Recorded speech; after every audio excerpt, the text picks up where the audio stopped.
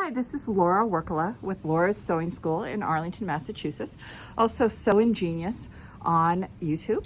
So this is a quilt that I just finished. It's in the Quilts from Burano book by Kaffe Fassett. Also using his fabric, the promenade stripe, in 4 different colors and a gray dot.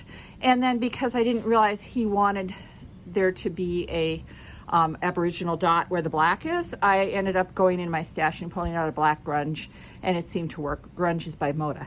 That tends to work well with Kaffe's quilts. So anyway, what's fun is I made the quilt in 2 days last week, and I gave it to Dorien Keusseyan, who's a handy quilter person who lives locally, and she finished it over the weekend and gave it back to me Monday, and today's Tuesday, and I've got it all done and up on the wall. So I was trying to get a quilt.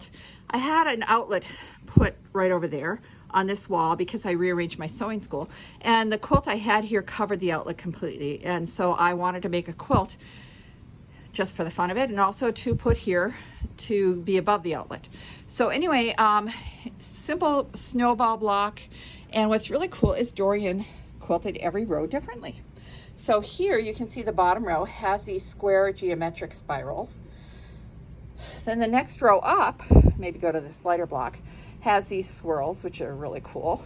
And she also did an outline quilting inside the hexagon, octagon actually. And then this one is swirls and stars. And then this one is triangular pieces with little spirals. And then this one, I really love this one, which has these wavy curves. And then here's a spiral, and then they connect right across the middle to the next one.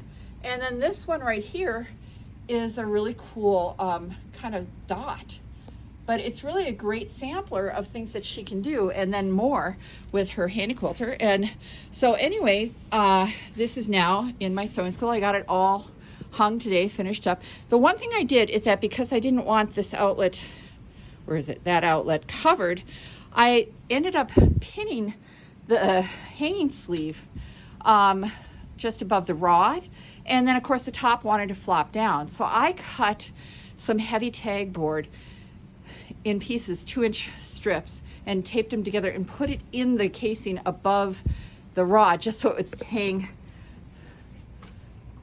straight above that. I don't know if you'll be able to see that, but anyway, it's all done and it's really fun. I did this in less than a week, and it's all ready for when I reopen next week for the sewing school.